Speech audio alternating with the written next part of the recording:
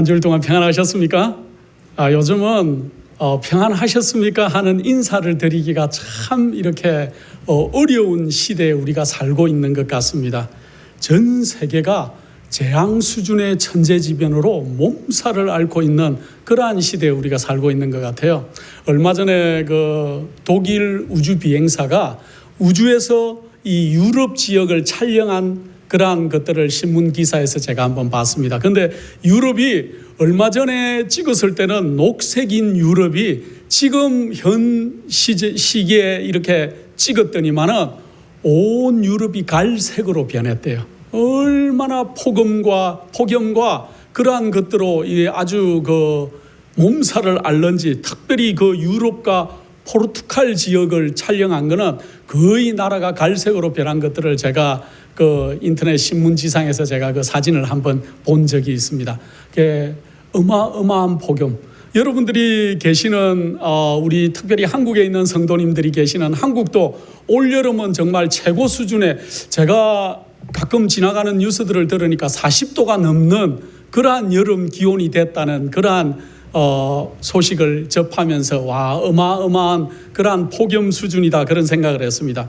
그리고 그리스에 얼마 전에 여러분들 산불이 나서 93명이라는 그 안타까운 사람들이 목숨을 잃었던 것들을 여러분들이 기억하시죠?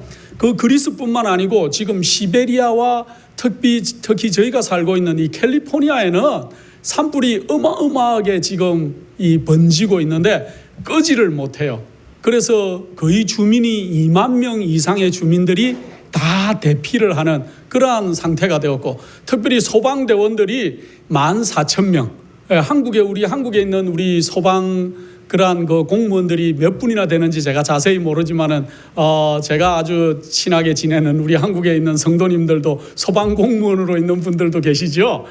수고가 참 많으십니다. 그런데 14,000명 이상의 소방대원들이 지금 캘리포니아 산불에 동원이 됐는데, 그 소방대원으로만도 불을 끄지를 못해가지고 미국의 군인들이 투입이 됐고, 또 군인으로까지도 모자라서 그 감옥에 있는 재소자들까지도 나와서 불을 끄는 그런 형편이지만은 불이 꺼지질 않아요. 계속해서 번지고 있는 그러한 형편을 우리가 볼 수 있고, 그 다음에 또 얼마 전에 여러분들 인도네시아 그 롬복이라는 그러한 그 섬에 지진이 일어나가지고 그 지진으로 400여 명이 목숨을 잃었습니다.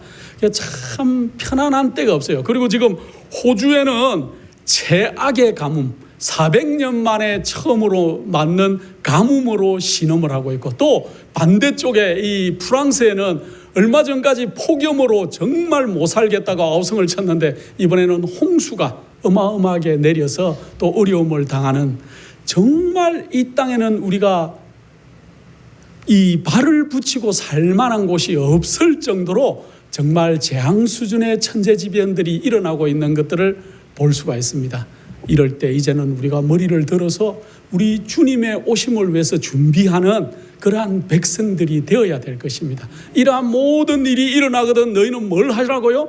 머리를 들으라고 우리 주님께서 말씀하시는데, 이것이 우리 주님이 오시는 재림의 정확한 징조는 아닐지 모르지만 이런 일들이 일어나기 시작하거든 너희가 머리를 들으라고 하신 우리 주님의 말씀을 기억하고, 또 우리가 이 땅에서 오래 있어봐야 더위로 고생하고 추위로 고생하고 아니면은 불의 위험과 물의 위험과 정말 안전한 곳이 한 곳도 없는 것 같습니다. 얼마 전에 개인적으로 제가 살고 있는 동네에도 우박이 내렸는데, 제가 우박을 여러 번 보기는 봤습니다. 근데 이 골프공만한 우박은 본 적이 없어요. 그래서 저희 집 지붕을 이제 갈기로 했습니다.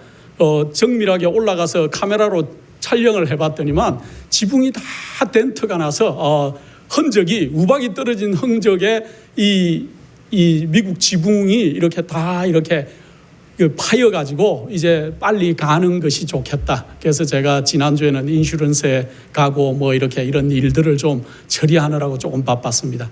그래서 이제 지붕을 갈기로 했는데 어쨌든 안전한 곳이 한 곳도 없어요. 여러분들은 애굽에 열 재앙이 내린 것들을 기억하시죠? 제일 처음에 어떤 재앙이 내렸습니까?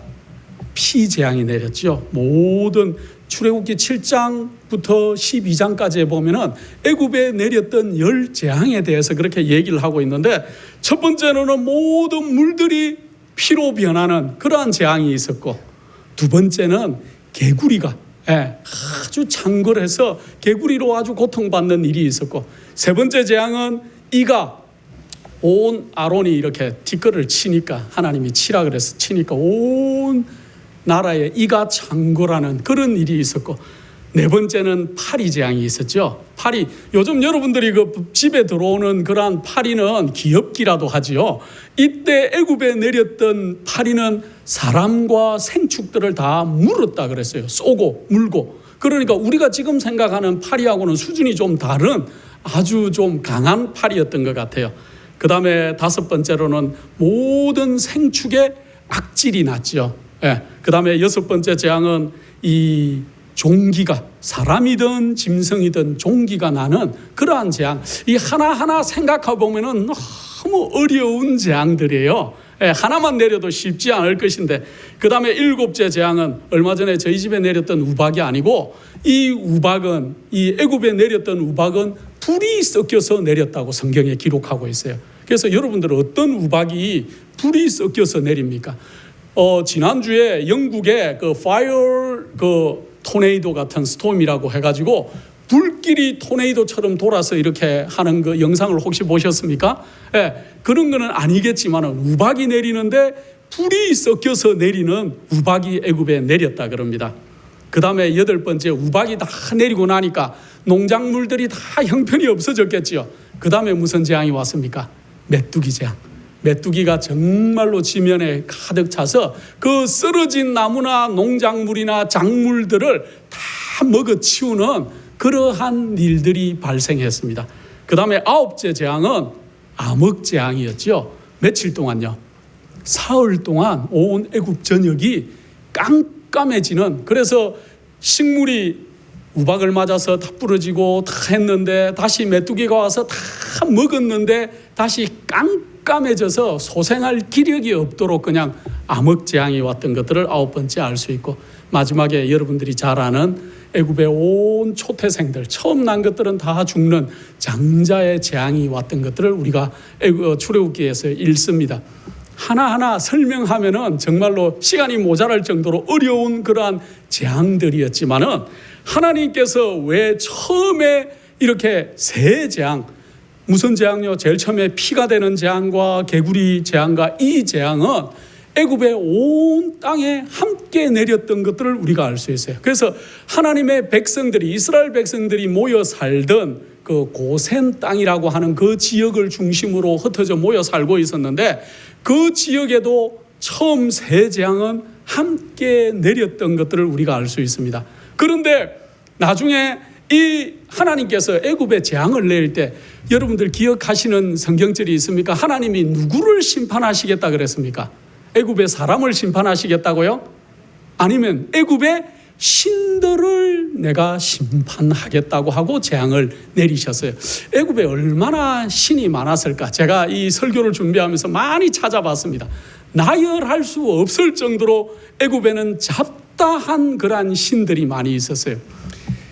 우리 여호와 하나님께서는 나 외 다른 신들을 내게 있게 하지 말라고 하는 유일하신 여호와 하나님이신 것을 우리가 잘 알고 있고, 나 여호와는 질투하는 하나님이라 그랬고, 그래서 하나님은 우상을 숭배하는 일을 특별히 좋아하지 않으시는 그러한 하나님이신 것을 아는데, 처음에는 이 이스라엘 백성들이 이제 지금 애굽에 이 이스라엘 민족들이 처음 이래 70여 명이 이주해 와가지고 소와 양과 그의 가축들을 데리고 이주해 오고 난 뒤에 400년이 거의 지났어요. 정확하게는 430년이 되었어요. 430년의 시간 동안에 그들이 그곳에 살면서 여호와 하나님을 많이 잊어버렸어요. 물론 기억하고 있는 백성들이 있었지만은 대부분의 백성들은 하나님의 놀라우심을 점점 잊어가는, 그래서 우리가 미국에 와가지고 있는 많은 우리 동포들이 있는데 오래된 분들은 50년 된 분도 있고 40년 된 분도 있고 30년, 20년, 10년. 제가 미국에 처음 와가지고 사람들에게 제일 많이 하는 질문은 아이고 미국에 오신 지 얼마나 됐습니까? 제가 그 얘기를 많이 물었습니다. 그래서 10년 됐다 그러면 아이고 그렇게 오래 계셨습니까? 20년 됐다 그러면 놀랐어요. 제가 어떤 분 30년 됐다 그러더라고요. 그때는 진짜 까무러칠 정도로 놀랐습니다. 30년이면은 야 정말 오랫동안 미국에 계셨군요. 그런데 제가 이제 30년 됐습니다. 거의. 그래서 참 그런데 우리가 놀랍게 미국에 살면서 우리 자녀들 한 대에 건너서 자녀들에게 우리 말도 잘 이렇게 가르치지 못하는 분들도 많이 계신 걸 알아요. 어려운 형편 가운데 영어를 주로 가르치다 보니까 한국말을 못하는 아이들도 굉장히 많습니다. 예. 그런데 430년 가까이 400년 이상을 유대 이 이스라엘 민족이 애굽에서 생활했으면은 그들의 풍습이나 문화나 언어나 그런 것들을 잘 보존했겠습니까? 그런 거는 보존했다 치더라도 하나님에 대한 놀라운 신앙을 그들이 보존하고 있기가 쉽지 않은 형편이었던 것들을 우리가 이해해야 될 것입니다. 그래서 그들도 처음에는 여호와 하나님이 어떤 분인지 정확하게 알 수 없었어요. 그래서 모세가 얘기하고 지도자들이 얘기하고 하나님이 이렇게 할 것이라고 얘기하고 재앙을 내릴 때 처음 세 재앙은 같이 내렸지만은 이스라엘 백성들이 여호와 하나님을 다시 알고 찾고 기도하기 시작하니까 그 다음 네 번째 재앙부터는 이스라엘 백성들이 살던 그 고센 땅에는 재앙이 내리지 않았던 것을 우리가 성경에서 기억합니다. 그래서 여기 보면은 피재앙은 첫 번째 왜 피재앙이 있었을까? 하나님께서 그 모세를 보고 바로를 만나러 가라고 할 때 어디로 가서 만나라고 얘기하는지 기억하십니까? 강가로 가서 만나라 그랬어요. 그러니까 애굽의 강가니까 어느 강일 것 같아요? 나일강, 그죠? 우리가 잘 아는 그 나일 강가에 가서 누가 바로가 제사 드리기 위해서 강가에 오거든 그때 만나서 이 첫 번째 그러한 그 얘기를 하라고 이 보내는 장면을 볼 수 있는데 이 애굽 민족들은 이 나일강을 그 나일강에 신이 있는데 닐루스라는 그러한 신이었어요. 그래서 나일강을 생명의 근원이라고 생각했다 그럽니다. 그래서 이 신에 대해서 제가 얘기할 게 참 많지만은 여러분들도 아시기 때문에 그래서 바로는 그 풍요로운 그러한 나일강 곡창지대 그 물들이 다 생명의 근원이고 그들을 풍요롭게 한다고 믿었기 때문에 그걸 신으로 그렇게 숭배하고 있었는데 물의 신을 그래서 하나님께서 그 모든 물들을 뭐가 되게 만들었어요? 피가 되게 만들었어요. 그래서 물 나일강뿐만 아니고 호수나 물에 그 모이는 물들을 다 피로 만드셔서 그들이 섬기는 신이 결코 믿을 만한 신이 아니라는 것들을 하나님께서 주지시켰어요. 두 번째는 파리 재앙인데 파리가 아니고 그 개구리 재앙이죠. 그 개구리 재앙인데 이 개구리는 다산의 상징이라 그랬어요. 그 개구리 신이 있는데 그 헥트라 그러더라고요. 제가 찾아보니까 그 개구리 신을 숭배했어요. 그래서 개구리가 다산의 상징이고 그래서 이 애굽 사람들은 개구리를 죽이지도 않고 개구리를 신성시했다 그래요. 그랬는데 자기들이 신성시하는 그 개구리가 물가에서 볼 때는 개굴개굴 예쁘죠. 그러나 그 개구리가 온 지병에 자기 집안에까지 자기의 식탁 위에까지 자기 심지어는 어디까지 들어갔다고요? 자기의 옷 속에까지 미끌미끌한 그 개구리들이 버글버글하면은 여러분들은 어떻게 했습니까? 이게 정말 아름다운 신인가? 이렇게 생각하겠습니까? 그래서 이 애굽 백성들 속에 이 개구리가 지긋지긋하게 그래서 그들이 섬기는 이 개구리 신이 정말로 신처럼 여겨지지 않도록 그렇게 만드셨죠. 세 번째 이 재앙도 함께 모든 애굽에 이 재앙이 있는데 하나님께서 특별히 그 모세를 부르셨지만은 모세가 그때 나이가 몇 살이었습니까? 80살. 근데 그 형 아론은 83살. 우리 80대들은 희망이 있습니다. 그죠? 모세는 80대 하나님의 부르심을 받았고 83세 된 이 아론은 그 모세를 도와서 모세가 나는 입이 우둔한 사람이라고 하나님께 고백하니까 말 잘하는 누가 있다? 네 형 아론이 있다. 그래서 성경을 이렇게 쭉 읽어보면 참 재밌습니다. 모세가 지시를 받고 행동은 아론이 많이 해요. 보면은 많은 부분에 있어서. 근데 그 아론이 하나님이 모세가 하나님께 받아서 티끌을 치라 그러니까 땅에 티끌을 치니까 온 티끌이 일어나가지고 다 이가 됐어요. 요즘 젊은 한 40대 이하는 이가 잘 뭔지 모르시죠? 예. 저는 50대가 넘었기 때문에 이가 뭔지 알고 있습니다. 60대는 저보다 더 잘 아시지요? 이렇게만 해도 다 알아요. 우리는 다. 이거 뭐 하는 겁니까, 이거? 이를 잡아서 이렇게 원숭이도 아닌데, 우리 옛날에는 다 이를 잡아서 뭐 했습니까? 곁에서 이렇게 이를 이렇게 하는 모습들을 제가 봤는데, 어릴 때. 그러니까 이 참빗이라고 있었어요. 그 참빗으로 이렇게 착 빗으면은 이가 몇 마리 떨어지면은 그걸 잡아서 죽이는 모습들을 우선 분들은 다 아는 분들이에요. 예, 모르는 분들은 안 우선 분들은 이를 못 본 분들이고, 그래서 이 재앙은 특별히 애굽의 땅의 신, 세브라고 하는 땅의 신을 숭배하는 그러한 그 형상이었어요. 그래서 이스라엘 백성들이 애굽 백성들이 그러한 자기들의 잡다한 신들, 그러한 것들 때문에 하나님께서 애굽의 신들을 심판하겠다는 그러한 말씀과 함께 첫 번째는 피가 되게 하고 그 다음에는 개구리가 올라오게 하고 이가 올라오게 하는 그러한 놀라운 일을 했는데, 이 일 이후에 이스라엘 백성들이 여호와 하나님께 무릎을 꿇고 나니까 이제 이스라엘 백성들이 살던 그 땅에는 재앙이 내리지를 않았다는 것들을 우리가 기억할 필요가 있어요. 여러분들 마지막 재앙, 7째 재앙, 계시록 16장에 있는 그런 마지막 7 재앙에 대한 두려움들이 있습니까? 두려워하실 필요가 없는 것이, 마지막 7 재앙은 누가 받는 것입니까? 하나님의 인을 받지 못한 자들, 짐승의 표를 받은 자들이 받을 재앙이 마지막 7 재앙인 것을 기억할 필요가 있어요. 그래서 재앙을 두려워해야 될 것이 아니고 우리는 하나님의 인을 받지 못할 것에 대해서 우리가 두려워하고 기도해야 될 것입니다. 그래서 하나님의 인을 받는 백성들에게는 마지막 재앙이 이 고센 땅을 피해 갔듯이 마지막 7 재앙이, 그러한 마지막 7 재앙도 이렇게 우리를 피해 갈 것입니다. 최초에 이스라엘 백성들을 해방시켜 달라는 그 요구를 애굽 왕에게 하라고 보낸 여호와 하나님께서 출애굽기 4장 22절에 바로에게 뭐라고 말씀하십니까?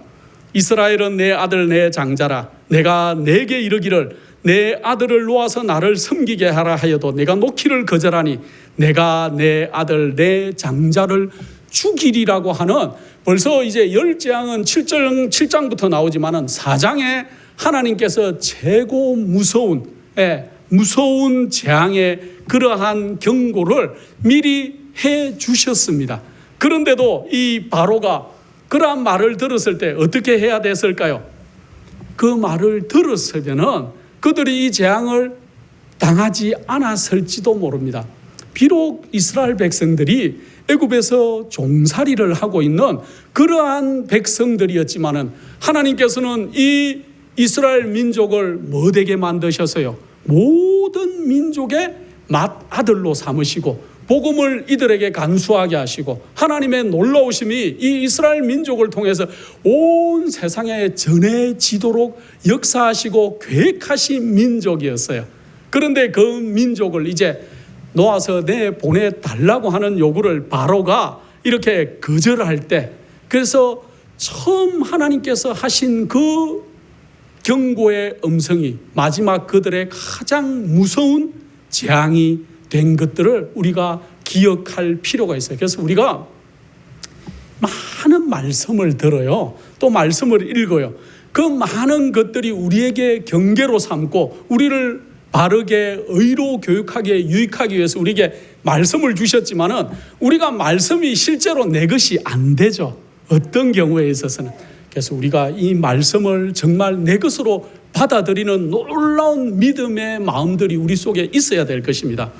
만약에 애굽 백성들이 그들의 그 9번째 재앙들이 오고 있었어요. 피가 되고 개구리가 창궐하고 이가 되고 파리가 쏘고 그리고 악한 악질들이 나고 또 자기들에게도 종기가 나고, 그죠? 우박이 떨어지고 메뚜기가 창궐하고 그 다음에 또 정말로 깜깜해지는, 사흘 동안 깜깜해지는 그 일을 보면서 뉘우치기만 했더라면 어땠을까요?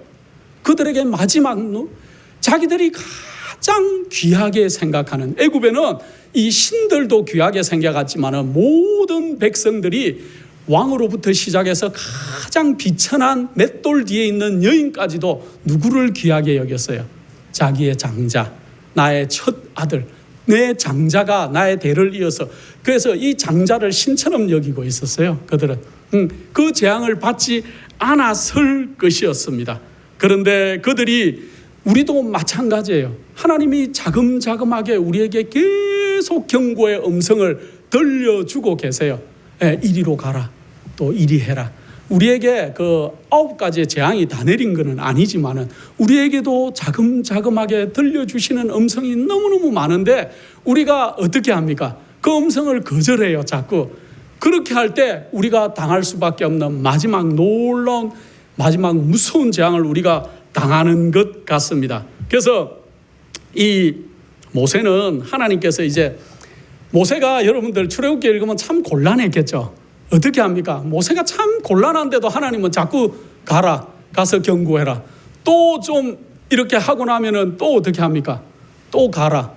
그래서 여러분들 암흑 재앙이 꽉 사흘을, 애굽을 다 깜깜하게, 그래서 일어나지를 않았다 그랬어요. 여러분들 그 영감의 글에 보면 사람들이 아침인지 밤인지 몰라서 일어나지도 않을 정도로 깜깜했는데 어디만 햇볕이 있었다고요? 이스라엘 백성들이 사는 그 고센 땅 지역에는 해가 쨍쨍하고 맑았다 그랬어요. 야, 이거 참 신기하지 않습니까? 온 나라에 우박이 내렸는데 고센 땅에는 내리지 않았어요. 또 정말로 이 메뚜기가 창궐을 해서 자기의 농작물을 다 먹었는데 이스라엘 백성들이 거주하는 고센 땅에는 이 멀쩡했어요. 그러면 그걸 보고 우리는 뭘 해야 됩니까?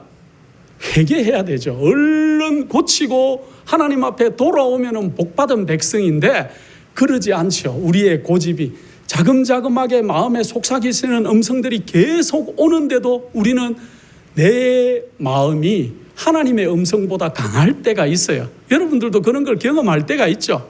여러분들이 놓기 싫은 게 있잖아요. 정말로 다 헌신하면은, 우리 강병국 목사님이 그런 설교를 하셨는데 저는 그게 얼마나 좋은지 모르겠습니다. 왜 여러분들이 아직도 변하지 않고 이렇게 살고 있는지, 그 이유는 여러분들이 아직 죄가 뭐하기 때문에 좋다는 거예요. 어떤 의미에 있어서는 내가 이걸 다 버리면은 진짜로 헌신해야 돼요. 그런데 그걸 다 버리기는 싫은 거예요, 내가. 그러면 내가 더 막 그래야 되니까. 근데 우리가 어쩌면 그런지 모르겠고 애굽 백성이 그러한 상태였는지 모르겠습니다. 그런데 모세가 9번이나 바로 앞에 갔기 때문에 바로가 이제 다음에 한 번만 더 나타나면 모세를 어떻게 하겠다고요? 너를 죽이겠다고 얘기했습니다. 그래서 여러분들, 어떤 사람이 이제 갖고 가서 복음을 전하는데 이제 정말 내가 당신이 와서 나에게 얘기하는 이게 나에게 찔리기도 하지만 내가 너무 싫습니다. 이제는 오지 마십시오. 한 번만 더 오면 내가 어떻게 하겠다? 죽이겠다. 만약에 그렇게 하면 여러분들 가시겠습니까? 솔직해야 돼요. 우리가 신앙은 솔직해야 되는데 우리가 정말로 그래도 나는 갑니다. 그럼 그건 정말로 복받은 우리 믿음의 백성이고 주저하지 않을까요? 조금은. 모세도 주저했을지도 모릅니다. 하늘에 가서 우리 물어봐야 돼요. 근데 모세는 하나님이 다시 한번 가라 그러니까 할 수 없이 이제 제일 무서운 마지막 경고를 하기 위해서 그가 다시 바로 앞에 서는 모세의 놀라우심을 보면서 우리도 이제 미구에 정말로 우리를 죽이려고 하는 원수들 앞에 우리가 서야 될 때가 있을지도 모르겠습니다. 여러분들은 잠잠할지 모르지만은 지금 어느 나라에서는 실제로 일어나고 있는 일들이에요. 그러니까 우리가 나는 아직 닥치지 않았다. 나에게는 아무 고난이 없고 편안하다. 그 말은 반대로 얘기하면 여러분들은 아무것도 안 하신다는 얘기예요. 그러니까 우리가 이 모세를 생각하고 모세와 같은 그러한 용기를 가질 필요가 있을 것 같아요. 출애굽기 11장 4절로 8절에 이렇게 귀한 말씀이 있습니다.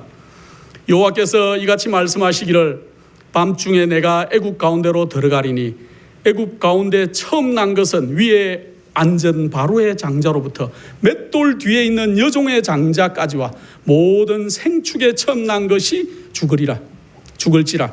애굽 전국에서 전무후무한 큰 곡성이 있으리라. 그러나 이스라엘 자손에게는 사람이나 짐승이나 개도 그 혀를 움직이지 아니하리니 여호와가 애굽 사람들과 이스라엘 사이에 구별하는 줄을 너희가 알리라 하였으니 왕의 이 모든 신하가 내게 내려와서 내게 절하며 이르기를 너와 너의 쫓는 온 백성은 나가라 한 후에야 내가 나가리라 하고 출애굽기 11장 4절로 8절에 모세가 바로 앞에서 이렇게 얘기를 하지요. 자, 근데 하나님께서는 참 좋으신 하나님, 늘 하나님의 믿는 당신의 백성들에게 피할 길을 주십니까? 하나님은 피할 길을 주시지 않고 경고하지 않으신다 그랬어요. 하나님은 이스라엘 백성들, 하나님을 의뢰하는 그 백성들에게는 피할 길을 미리 이렇게 얘기해 주셨는데 이 바로에게 이 선고가 내려지고 집행되기 전에 벌써 이스라엘 백성들에게는 하나님이 어떻게 그들이 살 것인지를 그렇게 얘기해 준 것들을 우리가 잘 알고 있습니다. 그래서 특별히 성경을 읽어야 되지만 제가 말씀으로 드리면은 한 가정이든지 모든 가정은 그 가정 단독으로 하든지 아니면은 가족의 숫자가 좀 적은 분들은 옆집 사람들과 함께 하든지 일가 친척과 함께 하든지 그거는 우리가 나중에 봐야 되겠지만 같이 해서 그들이 뭘 잡으라고요? 아주 흠없는 새끼 어린 양이나 어린 염소를 준비해서, 근데 이 준비를 언제 하라고 얘기합니까? 유대력으로 우리가 지금 얘기하고 있는 것이 유월절을 얘기하고 있죠. 근데 유월절은 유대력으로 1월 14일이에요. 그런데 하나님께서 벌써 1월 10일 날 양을 준비해 놓으라 그러셨어요. 열심히 여러분들 읽어보시면은 1월 10일 날 그 나흘 전에 벌써 양을 다 깨끗한 걸 준비해서 그 마음을 준비하고 있으라고 대비책을 마련해 주셨습니다. 자, 그리고 그 새끼 양이나 새끼 염소를 잡아서 그 피를 받아서 뭘로 그 피를 찍으라 그랬습니까? 우슬초라는 그러한 그 풀로 그걸 찍어서 문 양설주와 임방에 바르라고 얘기하고 있습니다. 그래서 전에도 제가 한번 말씀을 드렸지만은 문 양설주와 임방에 이렇게 바르는 것이 꼭 뭐 같습니까? 피가 그 십자가의 모습 같지 않습니까? 저는 가끔 그 생각을 해봅니다. 자, 이렇게 문 좌우 설주와 임방에 그렇게 피를 바른 그 집에는 하나님의 그 살육하는 천사들이 그 밤에 어떻게 하겠다고요? 넘어가겠다고요. 예, 그 이스라엘 집은 넘어가겠다. 그래서 한문으로 하면 그게 유월이에요. 유월, 넘어간다는. 영어로 하면은 패스 오버, 넘어갔다는 거죠.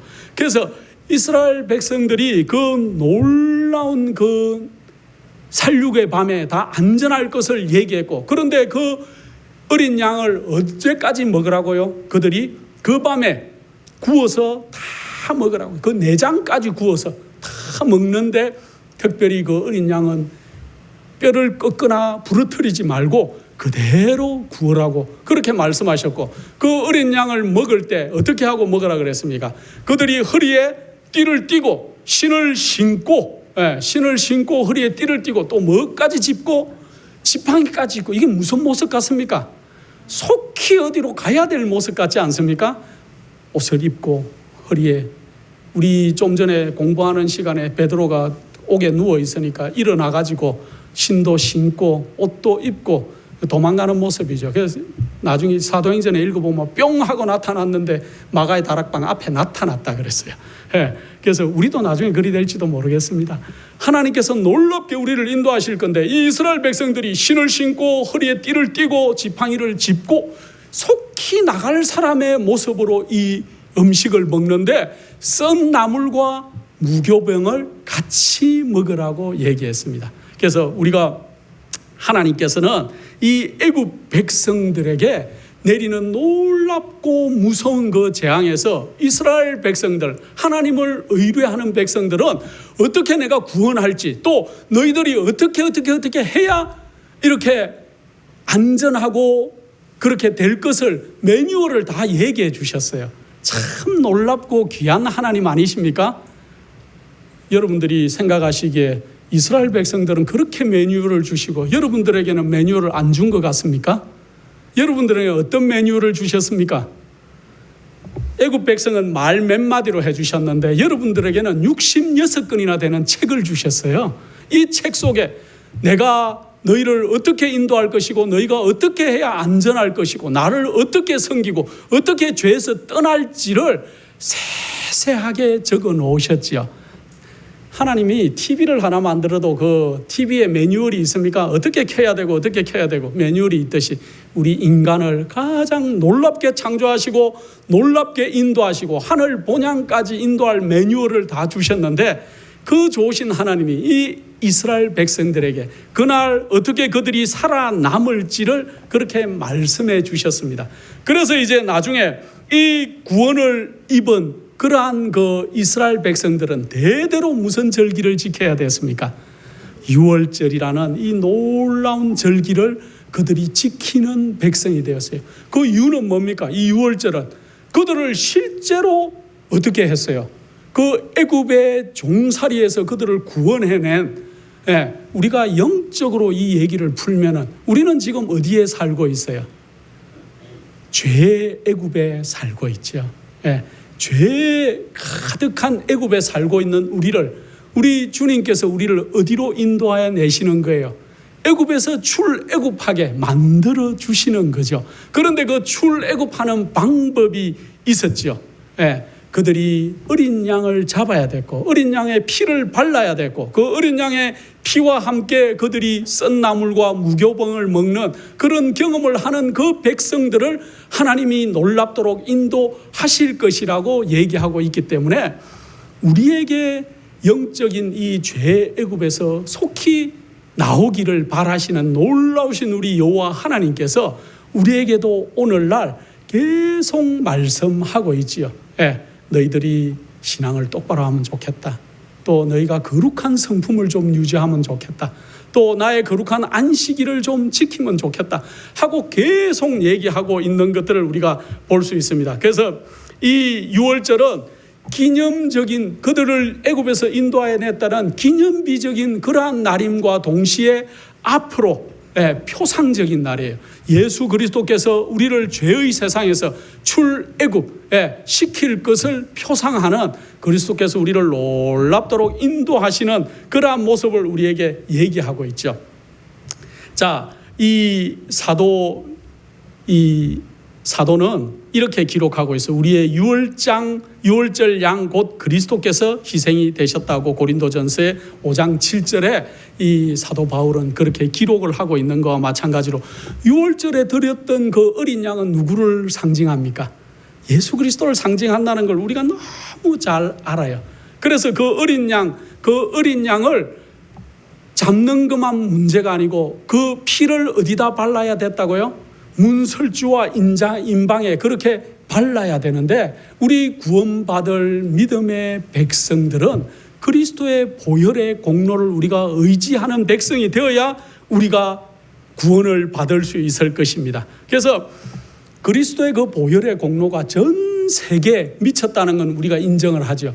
그러나 많은 분들이 나에게는 미쳤다고 인정을 안 해요.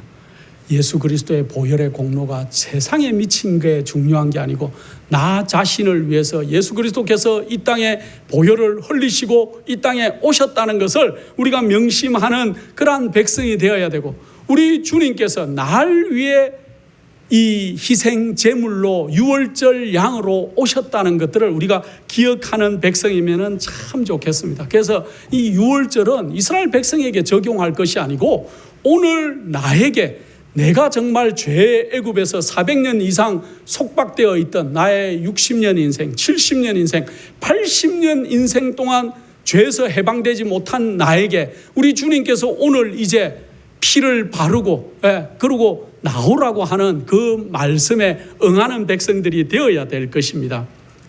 그리고 피를 바를 때 뭘 사용했다고요? 우설조 묶음을 묶어서 피를 찍어서 이렇게 발랐다 그랬는데 이 우설초는 그 구약 성경에 보면은 특별히 그 정결하게 하는 의식을 할 때 정결하게 되는 그러한 표상으로 우설초를 많이 사용을 했어요.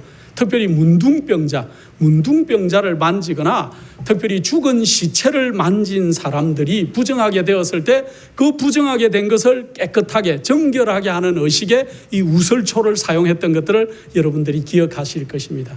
또 시편에 있는 그 시편 다윗의 51편에 우설초로 나를 정결케 하옵소서. 내가 정하리이다.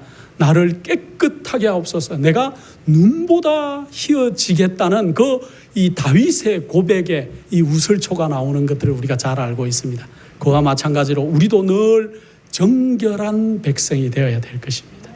우리가 정말로 그 우설초로 피를 찍어서 문설주와 임방에 바른 그 집에는 살육하는 천사들이 담을 넘어서 그렇게 오지 않았던 것과 마찬가지로 우리도 늘 그리스도의 피에 내가 적서져서 우리가 정결한 백성이 되어야 하나님께서는 우리를 받으실 것입니다.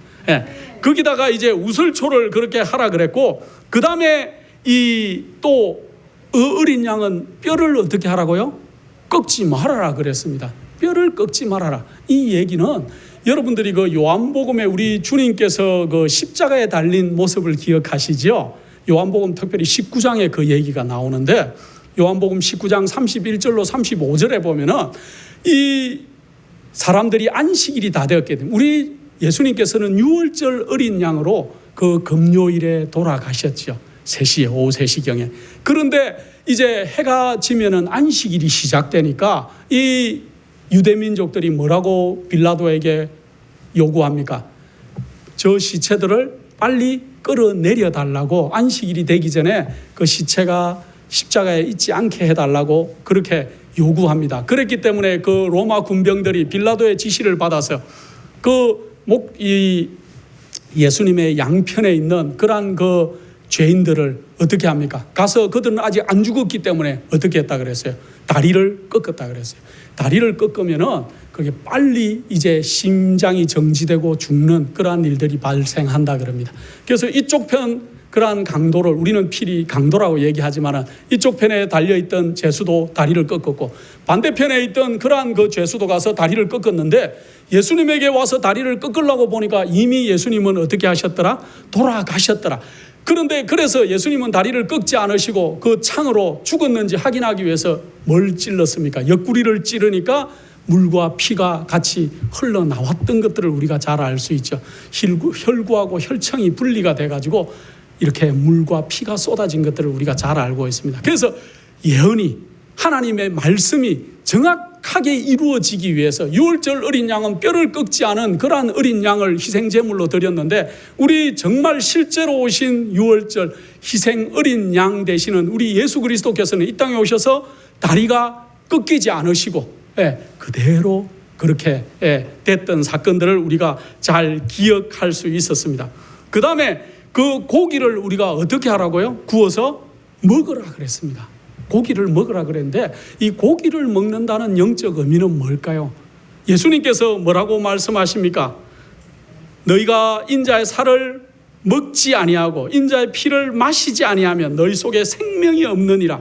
내 살을 먹고 내 피를 마시는 자는 영생을 가졌다고 그렇게 말씀하시는 요한복음의 말씀 우리가 기억하죠. 또 우리 주님께서는 내가 너희에게 이런 말이 영이요 생명이라고 그렇게 말씀하시는데, 우리가 예수 그리스도의 그 어린 양의 고기를 먹었다는 것은 우리가 오늘날의 예수 그리스도의 말씀으로 충만한 사람들이 되어야 된다는 것이죠. 우리가 유월절을 통과하는 백성은 그 고기를 먹어야 되는 것과 마찬가지로 마지막 이 영적 애굽의 그러한 죄의 속박에서 벗어날 자들은 필히 뭐가 있어야 된다고요? 우리가 말씀에 정통한 자들이 되어야 돼요. 그래서 베레아 사람처럼 우리가 이 말씀이 옳은가 옳지 않은가를 분별할 수 있을 정도의 놀라운 믿음의 백성들이 되어야 될 것입니다. 그래서 그 고기를 먹은 것과 마찬가지로 우리는 늘 예수 그리스도의 그 말씀에 흠뻑 젖는 그러한 자들이 되어야 돼요. 요한은 요한복음의 1장 1절에 태초에 말씀이 계시니라. 이 말씀이 하나님과 함께 계셨으니 이 말씀은 곧 하나님이시라 하고 말씀에 대해서 말씀하고 있어요. 그런데 이 말씀이 태초에 하나님과 함께 계셨고 이 말씀이 하나님이라 그랬는데, 이 말씀이 누군지를 우리가 보려면 요한복음 1장 14절을 봐야 돼요. 요한복음 1장 14절을 보면은 말씀이 육신이 되어 우리 가운데 거하시니 우리가 그 영광을 보니 아버지의 독생자의 영광이요 은혜와 진리가 충만하더라. 그래서 이거는 누구라는 얘기예요? 예수 그리스도. 예수 그리스도는 우리의 말씀이세요. 그래서 우리가 오늘날 말씀을 깊이 연구하는 그러한 자들이 되어야 될 것입니다. 그래서 우리가 예수 그리스도를 먹는다는 얘기는 우리가 예수 그리스도의 경험에 동참하는 자들이 되어야 된다는 얘기예요. 또 우리가 하나님의 말씀을 먹고 소화시켜서 그냥 먹고 소화시키는 것뿐만 아니고 우리가 먹고 소화시켰으면 그게 어떻게 나타나야 됩니까? 우리의 에너지로 나타나야 되듯이 우리가 거룩한 모습으로, 거룩한 생활과 거룩한 성품으로 예수 그리스도를 닮은 자들이 되어야 돼요. 우리가 그래서 그리스도의 능력으로 말미암아 우리는 그들과 같은 형상으로 변화될 것이라 그랬습니다. 그래서 우리를 세상 사람들은 그리스도인이라 그래요. 그리스도인이 무슨 말인지는 다 아시지 않습니까? 우리는 예수 그리스도를 정말로 닮은 자인가 그렇게 생각을 해봐야 될 것입니다. 자, 썬 나물도 같이 먹으라 그랬어요. 고기만 먹는 게 아니고 썬 나물을 먹으라 그랬는데 이 썬 나물을 제가 좀 찾아봤습니다. 썬 나물을 찾아보니까 뭐 상추도 나오고 로메인 상추도 나오고 뭐 별별 것들이 다 나오더라고요. 썬맛을 내는 그러한 나물이죠. 그죠? 뭐 썬박이도 될 쑥 여러 가지가 있을지는 모르지만 우리가 그거는 한번 나중에 알아보면 좋을 것 같고 썬 나물, 썬맛을 내는 나물을 먹으라고 하신 이유는 뭡니까? 그 애굽에 종살이 하던 그 고통을 잊지 말아라는 거예요. 오늘날 우리가 영적으로는 우리가 오늘날 죄의 세상에서 사는 그 고통, 죄의 어려움, 죄에 눌려서 내가 늘 헤매는 나의 쓰라린 경험들을 기억하라는 거예요. 그래서 다시는 그 죄로 돌아가지 마라라는 의미로 썬 나물을 먹었어요. 거기와 또 마찬가지로 뭘 같이 먹으라고요? 무교병을 같이 먹으라고 얘기했습니다. 6월절에는 무교병은 어떤 떡이라 그랬습니까? 누룩을 넣지 않은 떡. 그래서 6월절이 오기 전에 이스라엘 유대 민족들의 모든 집에서는 누룩을 다 없앴어요. 그래서 누룩이 없는 그 떡을 그들이 먹었는데 누룩이 없는 떡은 뭘 상징할까요? 우리가 죄악 세상에 이게 죄가 없는 것을 상징해요. 누룩은 죄를 상징하는데 누룩이 없는 그러한 죄가 없는 거룩한 인생을 살아라는 거예요. 그래서 마지막 14만 4천의 특징이 뭡니까? 그 입에 흠이 없고 거짓이 없는 자들이에요. 그래서 우리가 이 죄의 세상으로 돌아간다는 것은 너무나 썬 경험을 하는 것이라는 걸, 썬 나물을 기억하고 다시 우리가 무교병을 먹으면서 그들이 7일 동안 6월절 동안에는 썬 나물과 무교병을 같이 먹었는데 그래서 우리가 죄로부터 우리가 완전히 죄 누룩이 제거된 그러한 자들로 이 땅에 살아야 된다고 얘기하고 있습니다. 자, 이렇게 썬 나물을 먹고 무교병과 함께 그 어린 양을 잡았는데 그렇게 잡아서 먹는 것도 그들이 해야 될 규칙이 있었어요. 어떻게 해야 되는가? 그들은 먼저는 피를 6월절 그 밤에 먼저 그 집에 바르는 일이 있어야 됐죠. 그죠? 바르고 난 뒤에는 그 다음에 그들의 모든 식구를 모아야 된다 그랬습니다. 한 명도 빠짐없이 그들의 식구들을 그들의 가정에 모으고 가정에 모은 그 백성들에게 이렇게 어린 양과 또 그 다음에 무교병과 썬 나물을 함께 먹지만은 그들이 어떻게 했다고요? 그들의 혹시 자녀들이 그들의 집에서 분리되어 나가서 애굽 백성들과 섞여 있는 것을 극히 경계해야 된다 그랬어요. 그래서 벌써 6월절이 오기 수일 전부터 이 경고를 받았기 때문에 그들의 부모들은 그들의 자녀들을 단속하기 시작했고 그 밤에 아무도 그들의 집에서 나가는 일이 없도록 했다고 이렇게 기록하고 있어요. 우리도 마찬가지예요. 이제 그 죄의 애굽에서 이제 마지막 6월절 같은 그러한 시간을 우리가 보내고 있는 우리 믿음의 백성들이 우리의 식구들을 단속해야 될 것입니다. 우리의 믿음의 백성들, 우리의 식구들을 단속하고 빠져서 나가는 분들이 없도록 우리가 챙기고 돌봐야 될 의무들이 우리에게도 있는 것 같습니다.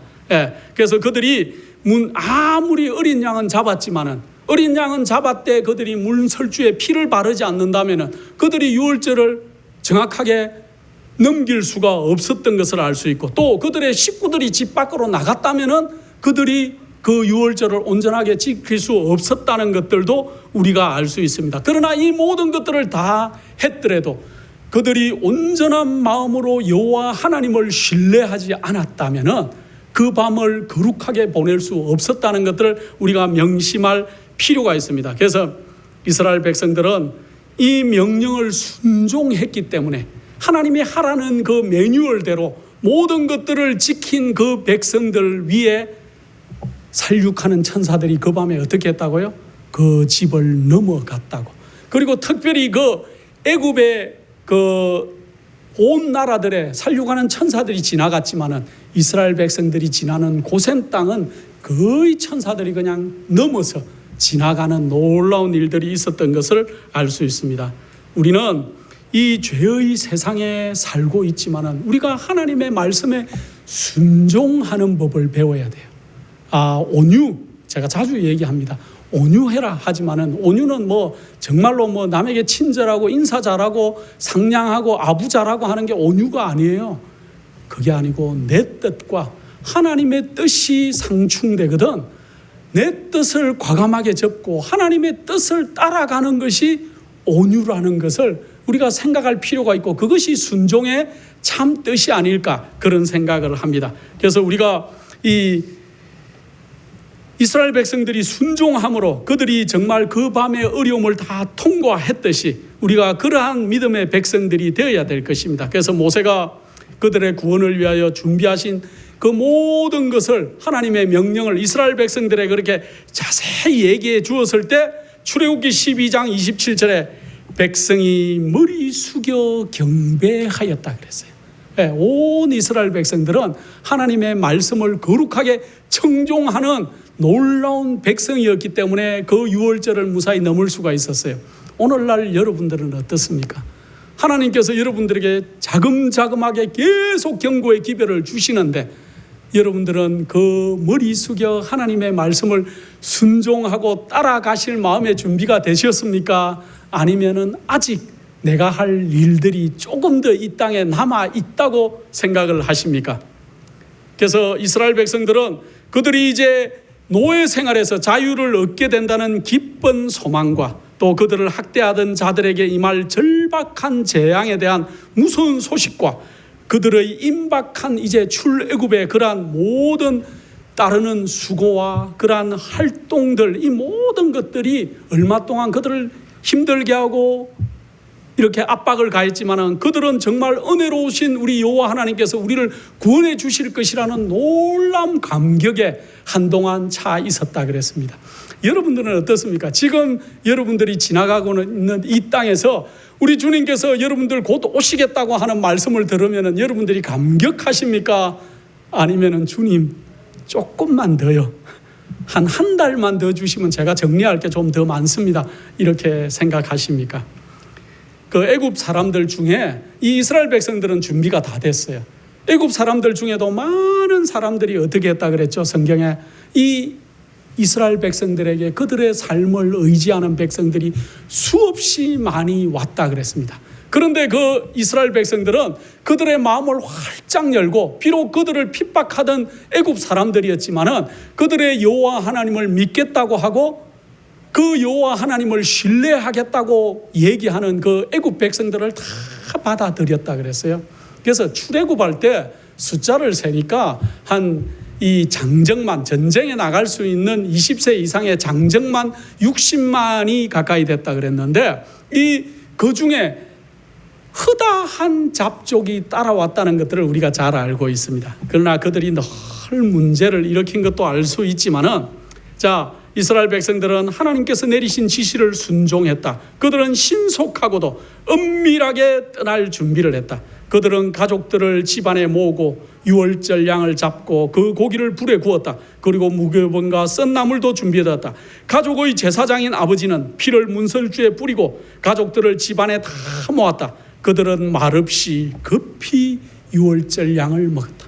그들은 엄숙한 마음으로 이 유월절에 아무 말도 없이 먹었는데 그러나 여러분들 상상 한번 해보십시오. 각 가정에, 이스라엘 민족의 각 가정의 장자들은 어린아이로부터 시작해서 나이 든 사람까지 장자들의 마음은 어땠을까요? 그들이 혹시 해결되지 않은 그러한 문제가 있으면 그날 그들이 어떻게 했을까요? 죽는 날이었기 때문에 그 장자들이 두려움으로 떨고 있을 때, 영감의 글에는 보면은 그 부모들이 말없이 가서 그 아들들을 꼭 안고 있었다. 그랬습니다. 성경을 그냥 읽고 넘어갈 것이 아니고 오늘날 우리도 그러한 상황이 된다면은 우리는 어떨 것인가 한번 그 생각을 해보는 것이 너무나 좋을 것 같습니다. 이 온 애굽에 보의 손길이 없는 그 애굽에는 그날 밤에 집집마다 비명소리와 곡소리가 애굽 전역에서 들리는 놀라운 밤이었습니다. 그래서 처음에 바로가 여호와가 누구간데 내가 이 백성을 놓아 주겠느냐고 하고 정말 혼장담하던 이 바로가 어떻게 합니까? 그 밤에 그의 아들, 또 이 바로의 아들로부터 시작해, 장자로부터 시작해고 감옥에 있는 죄인의 아들까지도 그날 밤에 다 죽었다 그랬어요. 성경은 참 표현을 재밌게 해요. 처음에는 맷돌 뒤에 숨어있는 여종의 아들도 그렇다 그랬는데 두 번째 기록할 때는 감옥 속에 있는 죄인의 장자도 다 죽었다 그랬어요. 다 죽었다는 말이죠. 생축들의 처음 난 것까지. 그러니까 이스라엘 처음에 모세가 얘기한 대로 이제 이 이스라엘의 바로가 밤중에 다시 모세를 불러서 네 백성을 다 데리고 나가라. 그때 모세는 참 배짱이 좋은 사람이었습니다. 우리가 나가긴 나가되 그냥 못 나간다 이제는. 뭘 해야 다 나가겠다? 그동안 우리에게 밀린 싹들을 우리가 다 받아가겠다. 그러니까 애굽의 모든 장자가 죽었는 그 가정들에서 이제 이스라엘 민족이라 그러면은 정말 두려움의 대상이 되었기 때문에 그들이 요구하는 대로 모든 것들을 다 내어주지요. 금과 은과 보화와 또 쓸 모든 것들을 내어주는데 그 모든 것들을 하나님이 나중에 어디다 사용하십니까? 하나님의 성막을 지을 때, 성막 성전을 지을 때 그 많은 것들을 사용하는 놀라운 플랜을 가지신 하나님을 우리가 볼 수 있습니다. 그래서 우리는 이제 마지막으로 죄의 애굽에서 떠날 때예요. 우리는 옛날 유월절을 맞았던 그러한 이스라엘 백성들을 부러워할 것이 아니고 실제로 우리에게 영적으로 적용해서 우리는 이제 죄의 영적 세상에서 떠나야 될 때가 되었어요. 그래서 우리가 유월절을 먹을 때 어떻게 먹으라고요? 허리에 띠를 띠고 신을 신고 지팡이를 짚고 급히 나가야 될 사람처럼 조용히 말 없이 그렇게 먹으라고 한 것처럼 우리는 지금 이 영적 죄악의 애굽에서 떠나야 될 때가 되었어요. 하나님이 어떻게 해야 될지는 다 알려주셨어요. 그대로 우리의 마음을 정하시고 이제 신을 신으시고 허리에 띠를 띠고 지팡이를 짚고 우리가 속히 이곳에서 떠나야 될 때가 되었습니다. 전 세계적으로 일어나고 있는 이 재앙들이 심상치가 않습니다. 어느 한 곳도 이 땅에 발을 붙이고 살만한 아름다운 곳이 이제는 없어요. 우리 주님의 오심이 정말 임박했습니다. 우리는 정말 이 애굽에서 출애굽했던 이스라엘 백성들을 인도하신 놀라운 여호와 하나님께서 오늘날 여러분과 저를 기억하고 계신다는 것을 우리가 생각할 필요가 있습니다. 우리가 이제는 영적으로 무장하시고 정말 하나님께서 가라시는 대로 갈 그러한 사람들이 되어야 될 것입니다. 언제까지 우리가 이 세상의 죄악의 세상에서 머뭇거리고 있을 때가 아닌 것 같습니다. 이제 정말 마음을 속히 우리 주님께로 돌리시고 죄의 세상에서 속히 나가기를 준비하시는 영적인 이스라엘 백성들이 다 되시기를 간절히 축원합니다. 사랑이 많으신 아버지 하나님, 저희를 사랑하셔서 놀라운 방법으로 저희를 인도하시고 더듬어 아버지 하나님을 발견하게 하시고 또 마지막 이 진리를 알고 깨달을 수 있도록 하신 놀라우심을 인해서 감사를 드립니다. 아버지 하나님, 우리가 이제 더 이상 이 땅에 머뭇거리기를 원치 않사오니 저희를 불러주시고 인도하여 주셔서 우리가 이 죄악의 세상에서 죄와 상관이 없는 정결한 제들이 될 수 있도록 하시고 우리 주님 오시는 그날을 위해서 준비되는 거룩한 백성으로 삼아 주시옵기를 사랑 많으신 예수님의 이름으로 기도드립니다.